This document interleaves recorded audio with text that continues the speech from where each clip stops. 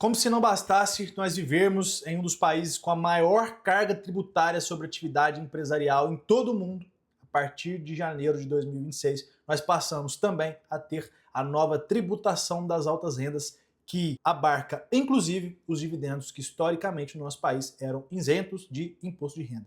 É sobre isso que nós vamos falar aqui nesse vídeo hoje. Antes de entrar no assunto, eu quero falar que provavelmente se você está aqui me assistindo, você é um empresário que já está sofrendo ou vai sofrer e pode sofrer com a nova tributação dos dividendos. Eu quero me apresentar para que você saiba quem está falando com você e quais são as minhas credenciais aqui que de fato me colocam numa posição de poder te ajudar com esse assunto. Meu nome é Ronan Santos, eu sou advogado pós-graduado, especialista em direito empresarial, com atuação em direito societário e direito tributário, e minha maior missão de vida é ajudar o empresariado brasileiro. Na minha opinião, quem realmente movimenta o nosso país por meio da geração de empregos e por meio da geração de impostos são os empresários. E a minha missão é defender tanto as empresas quanto também oferecer proteção patrimonial para esses empresários que movimentam o nosso país. Aqui tem o número da minha OAB, caso alguém queira conferir. Então eu tenho vasta experiência na estruturação de empresas, já atuei inclusive para bancos abertos com capital aberto em bolsa, então tem aí já alguns anos de atuação voltado para empresas e para o direito empresarial. E como eu disse, minha missão é proteger as empresas e o patrimônio de quem realmente movimenta o país. Nesse vídeo, nós vamos passar por 4 pontos basicamente. Primeiro eu vou falar quem será afetado com essa nova lei. Depois nós vamos falar como funcionam os mecanismos de cobrança dessa lei. Então nós vamos falar, por exemplo, sobre as alíquotas, sobre a retenção, sobre a tributação, sobre o ajuste da declaração anual de imposto de renda de pessoa física. Depois nós vamos calcular aqui, nós vamos mostrar como são feitos os cálculos de alíquota e quanto você, empresário que está me ouvindo, vai pagar. E por fim, o principal, nós vamos falar sobre os mecanismos legais para você reduzir ou até zerar a tributação dos dividendos que entrou em vigor agora no início desse ano. Então, se você é um empresário que quer descobrir como zerar ou reduzir muito a sua carga tributária, que é um novo imposto, um imposto que não existia antes, fica até o final desse vídeo que você vai entender detalhadamente o que pode ser feito. Vamos seguindo, então, entrar de fato no nosso assunto. Aqui a gente está falando da Lei 15.270 de 2025, que entrou em vigor agora no início do ano. Historicamente, os dividendos no Brasil eram isentos de imposto de renda e o que essa nova lei trouxe é o imposto de renda da pessoa física mínimo. É o que a gente chama de IRPF/M, Imposto de Renda da Pessoa Física Mínimo. O que essa lei quer dizer? Ela não tributa diretamente os dividendos, né? Mas ela diz que você, se ultrapassado alguns limites legais de renda total, que aí a gente está falando do limite de 600 mil por ano, você, ainda que todos os seus rendimentos sejam isentos de imposto de renda, você vai ter que pagar um imposto de renda mínimo, que vai variar de 0 até 10%. Então, esse imposto, a primeira coisa que a gente precisa destacar, é o imposto sobre a pessoa física. Ele não é um imposto diretamente sobre os dividendos. Ele tributa a pessoa física que, no somatório de todas as rendas, vai ultrapassar os 600 mil por ano. Tem a primeira faixa de alíquota, que é de 600 até 1.200.000, e a segunda faixa de alíquota, que é de 1.200.000 de renda total por ano. E aí, dentro dessa renda total, contabiliza-se também os dividendos, que, como eu disse, historicamente são isentos de imposto de renda. Agora, nós vamos falar o seguinte: como é feito o cálculo dessa alíquota e quem de fato vai ser atingido. Se você hoje tem uma renda total de até 600 mil por ano, isso, por enquanto, não vai te atingir. Pode te atingir nos próximos anos, por exemplo, se você aumentar a sua renda. Mas somando todas as suas rendas, isso é importante destacar, que nós estamos falando de salário CLT, nós estamos falando de prolabore, nós estamos falando de dividendos, nós estamos falando de rendimentos de aplicações financeiras, aluguéis, etc. Somando tudo isso, se não ultrapassar os 600 mil por ano, você não será tributado. Por enquanto, aqui é um ponto importante, se você ainda não ultrapassa esse limite, mas tem uma chance de ultrapassar esse limite nos próximos meses ou anos, talvez aqui já seja importante você já começar a estudar esse tema e começar a se atentar a isso para que quando você ultrapassar esse limite, você já esteja preparado do ponto de vista jurídico e tributário para não ser tributado nessa tributação das altas rendas e do imposto de dividendos. Depois a gente passa para a primeira faixa de alíquota efetiva de cobrança, que vai variar de 0 a 10%. E isso vai abarcar os empresários com renda total que vai de 600 mil até 1.200.000 no ano. Então isso é importante. Se você está dentro dessa faixa de 600 mil a 1.200.000 por ano, você vai pagar de 0 a 10%. Esse é um erro, inclusive, que muitos advogados e contadores têm falado. Não é 10% em qualquer situação, só é 10% se você ultrapassa 1.200.000 por ano. Se você está nessa faixa do meio aqui que eu estou falando agora, existe uma forma de se calcular esse imposto que é seguindo exatamente essa fórmula. Que ele fala que você vai pegar todos os seus rendimentos, então soma tudo aquilo que você vai receber no ano, vai dividir por 60 mil e desse resultado você vai subtrair 10. Então, por exemplo, você tem lá um rendimento de 650 mil por ano, você vai dividir isso por 60, depois vai subtrair 10 e vai chegar na sua alíquota efetiva. Eu vou trazer alguns exemplos depois para vocês entenderem.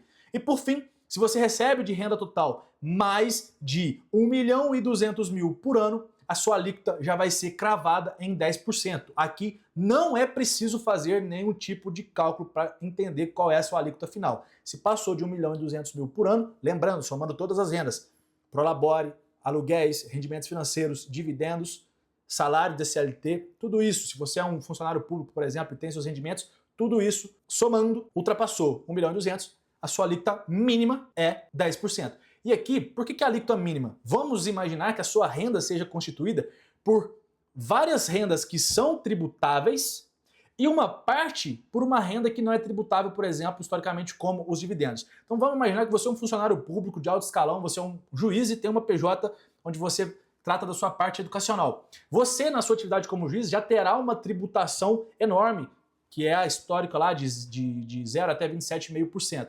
Se no total disso, por exemplo, somando todas as rendas, quando você for fazer o cálculo final do imposto que já foi pago, se você, por exemplo, já tiver pago mais de 10% de alíquota efetiva, você não vai ter que pagar o imposto sobre dividendos. Aqui você já teve a sua tributação. O que a lei trouxe, o que ela realmente queria era garantir que para aquelas pessoas que historicamente tinham uma renda não tributável, elas vão pagar um imposto mínimo. Se você, no somatório de todas as suas rendas, já ultrapassar sobre a renda total uma alíquota de 10%, você também não vai pagar imposto adicional. Você já vai pagar aquilo que você sempre pagava. Isso, inclusive, é possível. Como eu disse, funcionários públicos ou pessoas de CLT de alto escalão que têm uma renda considerável e têm uma outra renda advinda de PJ, provavelmente vão entrar aqui nessa situação. Porém, aqueles que são empresários e que vivem especificamente de rendimentos vindo de dividendos ou de aplicações financeiras, esses sim serão muito mais atingidos, porque é um imposto que normalmente, historicamente, ele não pagava, ele vai ter que passar a pagar. Então vamos seguir aqui. Aqui existem dois mecanismos que estão gerando muita confusão nas redes sociais entre contadores, advogados e empresários que eu quero explicar.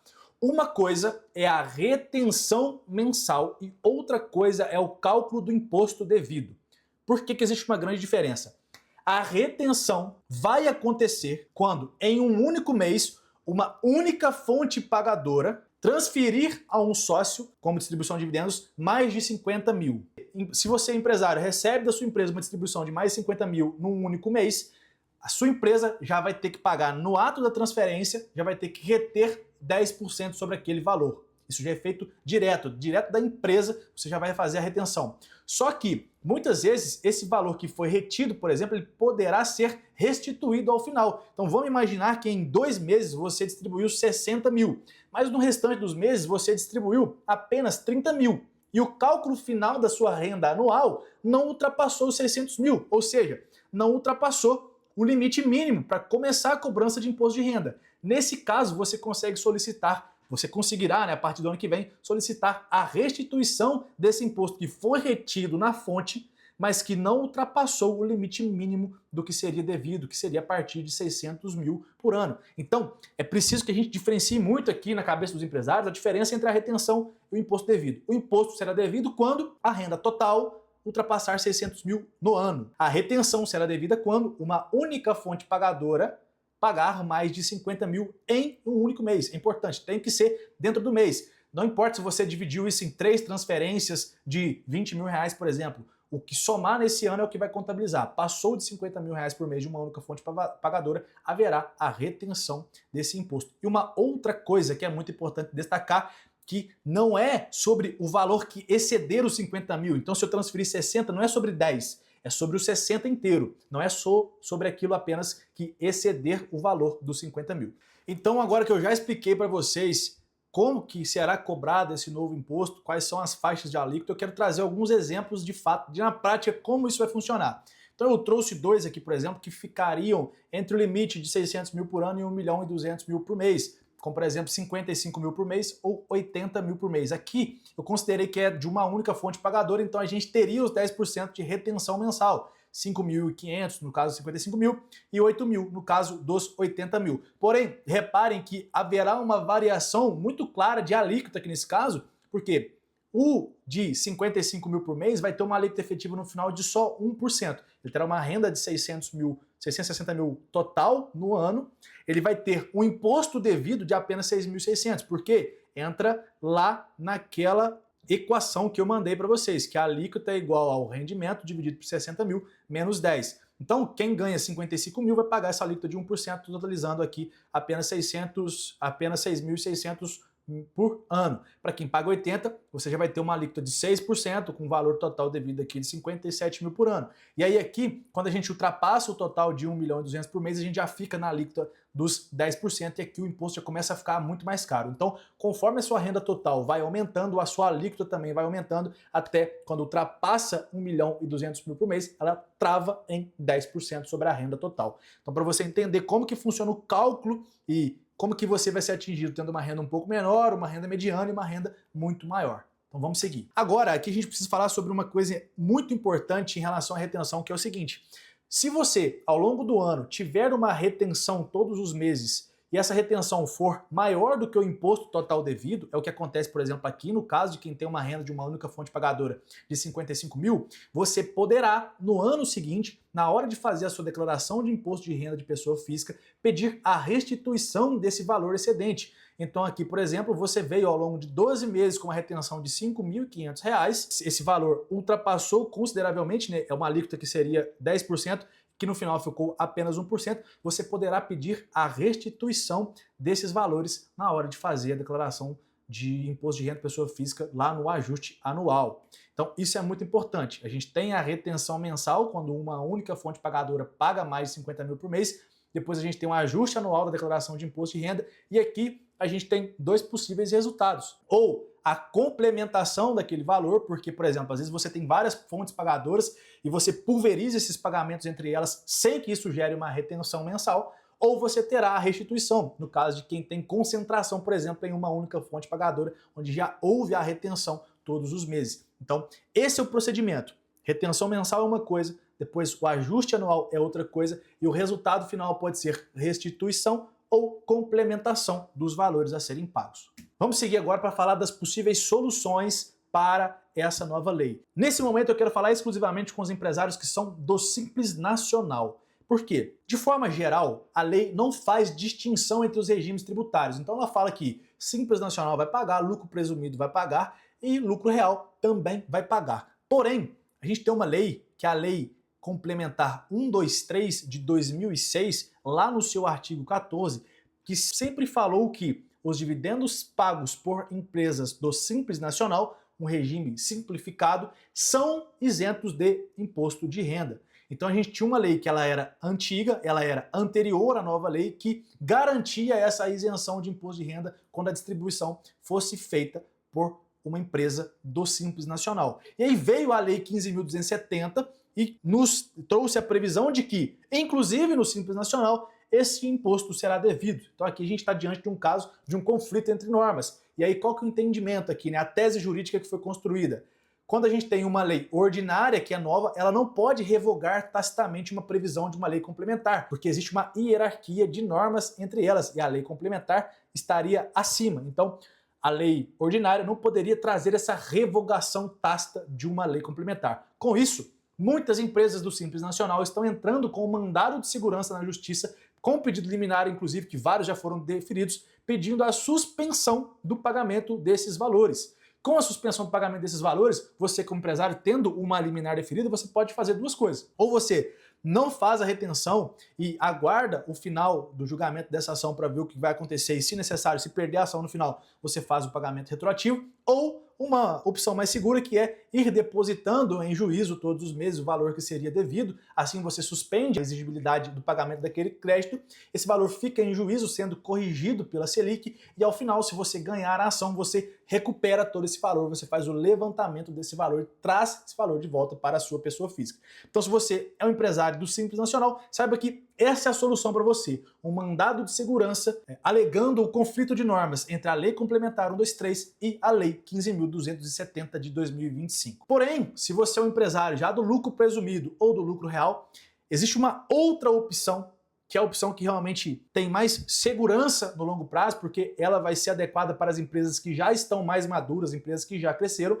Por exemplo, uma empresa do Simples Nacional, ela pode às vezes ter essa solução provisória, mas quando ela crescer e sair do Simples Nacional, isso já não vai se aplicar mais a ela. Aqui não, aqui a gente tem uma opção segura e eu posso dizer mais definitiva em relação a isso. Lembram lá atrás que eu falei que não há a tributação dos dividendos, a tributação é da pessoa física com o imposto mínimo. Então, quando eu distribuo lucros de uma pessoa jurídica para uma outra pessoa jurídica, não há a cobrança de dividendos. Então eu posso ter um sistema, por exemplo, onde eu tenha várias atividades operacionais. Vamos imaginar aqui um médico que tenha 3 clínicas. Eu tenho 3 clínicas aqui operacionais, 3 CNPJs diferentes, e eu envio o dinheiro dessas clínicas para uma holding. E nessa holding eu faço a concentração, né? Eu represo aquele faturamento. Daqui eu posso ter 2 destinações. O dinheiro que for destinado para a subsistência do empresário,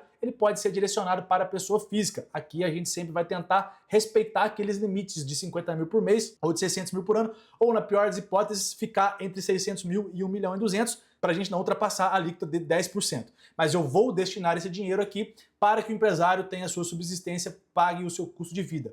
Porém, aquele dinheiro que seria destinado para a construção do patrimônio do empresário vai ter uma outra destinação, que é uma holding patrimonial. E essa holding patrimonial fará, por exemplo, a aquisição de imóveis, a aquisição de ativos financeiros, e é nessa holding patrimonial, por meio de aportes sucessivos de capital que saem das operacionais e chegam pela holding e da holding vão para a sociedade patrimonial, por meio desses aportes de capital, você vai fazer a construção, a constituição do seu patrimônio, agora não mais na pessoa física e sim na pessoa jurídica.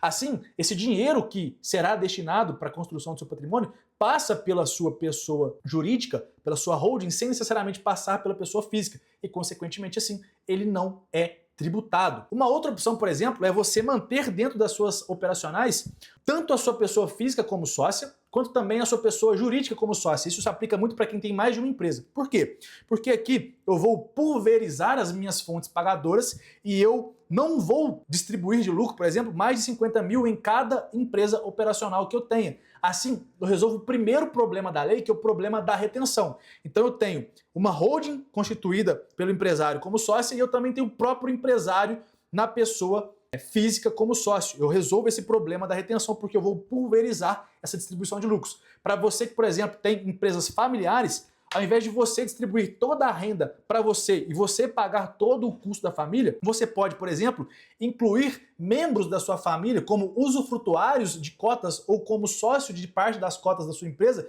para você conseguir distribuir para o nome deles esse lucro, sem com que esse lucro passe todo pela sua pessoa física. Então vamos imaginar, se você tem um custo total de vida de 80 mil reais, desses custos, 20 mil reais seriam destinados para sua esposa, 10 mil reais seriam destinados para os seus filhos, pagamento de escola, essas coisas, e o resto para você. Ao invés de você enviar todo esse dinheiro para a sua pessoa física, ter essa retenção e depois o pagamento no ajuste anual, você pode, por exemplo, colocar membros da sua família como usufrutuários dessas cotas e eles recebem diretamente em nome deles esse imposto. Assim você pulveriza não só as fontes pagadoras, mas também pulveriza quem recebe esses valores. Dessa forma, você conseguirá resolver não só a retenção, mas também conseguirá reduzir drasticamente o volume final de renda que você tem total no ano para não ultrapassar ou 600 mil ou não ultrapassar os 1.200.000. Então essa estrutura societária é a estrutura para empresários já maduros que de fato querem escapar desse imposto de dividendos. Aqui não há nenhuma ilegalidade. A segurança jurídica para esse tipo de estrutura é extremamente forte, inclusive já é muito usada por grandes empresas e grandes empresários há décadas e décadas. Porém, agora, com a tributação dos dividendos, passou a ser mais falada e passou a ficar mais disponível para os empresários, porque os empresários estão buscando soluções. Então agora os pequenos empresários estão tendo acesso a uma estratégia jurídica segura, legal, que grandes empresas e empresários já usam há décadas no nosso país. E aqui, uma coisa que é extremamente importante, você que é empresário tem que me ouvir, tem que ter um senso de urgência agora, porque a cada ano agora, nos próximos anos que se fechar, quando você fizer a sua declaração de imposto de renda e pagar o seu imposto devido do imposto de renda mínimo, não haverá possibilidade de restituir esse valor no futuro. A única possibilidade de restituição é quando você tem a retenção e vai fazer a sua declaração de ajuste anual no ano seguinte. Mas fez a declaração, pagou o imposto, lá na frente, se você resolver fazer uma holding, essa holding não vai resolver o problema passado, vai resolver apenas o problema futuro. Então, o momento certo para montar essa estrutura jurídica e societária e tributária é agora. Se você está me ouvindo e está nessa situação de ter uma renda de mais de 50 mil por mês ou mais de 600 mil por ano, comece agora a procurar uma solução. Eu vou deixar aqui os nossos contatos. Se você clicar abaixo agora, nessa mesma página, se você clicar, você vai ser direcionado direto para o WhatsApp do meu escritório. Lá você vai pedir o agendamento de uma consultoria jurídica em relação à tributação dos dividendos e das altas rendas e você será atendido por mim. Vai ser um grande prazer poder ajudar você, empresário, o herói do nosso Brasil, quem realmente gera emprego, gera pagamento de impostos e movimenta a nossa economia. Então, se você está nessa situação, eu te espero na nossa consultoria jurídica.